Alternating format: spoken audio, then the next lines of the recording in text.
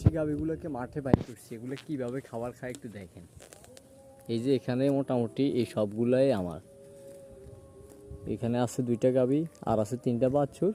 আবার ওই এখানে জোপের ভিতরে আছে একটা, জোপের ভিতরে আছে একটা, দেখা যায় কিনা এখান থেকে আমি একটু আপনাদেরকে জুম করে দেখাই। এখানে ভিতরে একটা আছে, এই যে লেজ লড়তেছে, ভিতরে একটা আছে। আর সবগুলো আমার এখানে, এখানে সবগুলা মানে কীভাবে খাবার খাইতেছে একটু দেখেন। অলরেডি খাওয়া শেষ, এখন মূলত এদেরকে নিয়ে যাব, বাড়ির দিকে নিয়ে যাব। এখন খাওয়া একদম শেষ। ও দোস্ত, কি অবস্থা? হ্যাঁ তো হলো ওই আমার ছোটো গাভীটার পাশের, ওখানে যে গাভীটা দেখা যাচ্ছে এটার পাশের হলো এটা।